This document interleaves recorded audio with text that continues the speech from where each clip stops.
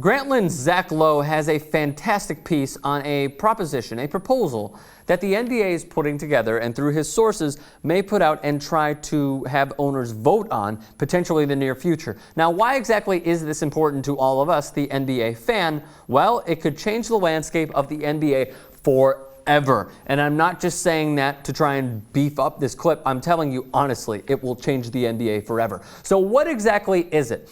They are trying to limit the way that teams tank in order to get the number 1 through 3, 1 through 5 slots in next year's NBA draft. How else do you win? Tanking, winning the lottery, free agency, luring players during the Olympics. I don't know. I'm just throwing out some scenarios. So Zach Lowe, here's what he states off of Grantland. Basically, the proposal will be for 2014, and what will happen is the team that gets the number 1 pick that year will then next year get the worst pick in the draft. You're looking at the wheel right here that Zach Lowe embeds in his piece. Some will be for this, some will be against this. So if you look at it, the number 1 pick at the top, you got to go clockwise. So then it'll be 30, 19, 18, and then you drop down to 7 and 6, and then back to 25, 23, so on and so forth. So that will be kind of interesting if one were to say, hypothetically, each of the 30 teams would pick in a specific first-round draft slot once every 30 years, says Zach Lowe of Grantland.com. Each team cycle through the cycle through 30 draft slots. Every team is guaranteed 1 top 6 pick every 5 years, 1 top 12 pick every 4 years. Now, the purpose of this, as I stated previously, is to discourage teams from being bad and tanking. And then what are the, arguments against the wheel? Grantland's Zach Lowe continues, if you're bad now, you can be stuck with low picks for 3 years. That's the only problem with it. Fans check out for 5 years till you're good could be a horrible scenario for many clubs. And Miami, Oklahoma City, Houston, to name a few, would get a good draft pick. What happens if the Bucks get a low pick and a bad pick? That's somewhat unfair because if you look at it, let's say they get, 29. So then you get 29, 20, 17, 8, and 5.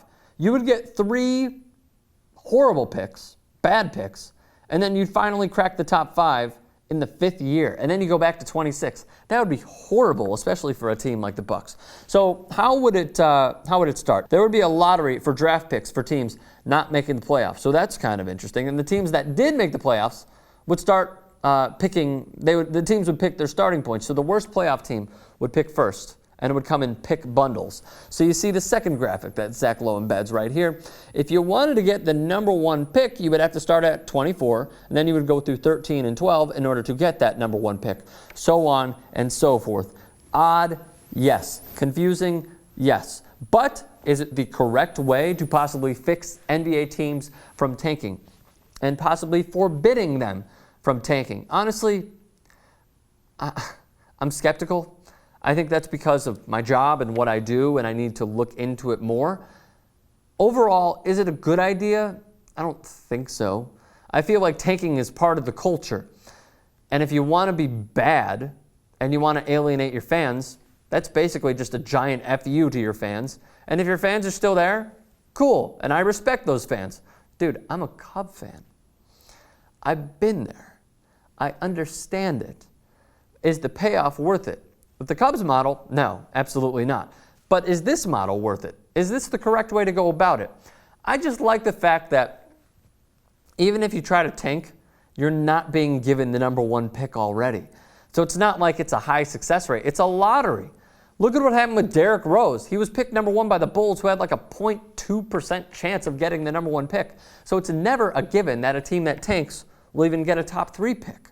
But then a commenter also chimes in below Zach Lowe's piece and says this, what about college players? So basically what he's saying is they would avoid the small market because they realize, oh shit, well if I'm a freshman right now at North Carolina or Indiana, the best school in the world, and I realize that, geez, Sacramento, Detroit, New Orleans, why don't I just wait a year till the Lakers, Bulls, and Knicks are number 1 picks? Oh, yeah, I'll do that. I'll hold on 1 more year. Why not? So out of anything, what you're doing is you're shifting the focus from it being a team-oriented, general manager empowering league into a player empowering league, which the NBA Players Union would love.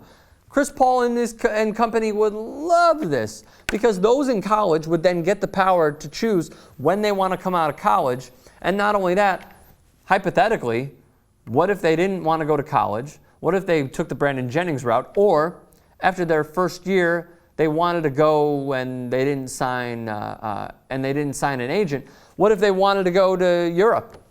What if they wanted to go play in Greece or Turkey or something like that, and then realize, oh, well, you know what, I'll just find my own way around it. Thoughts?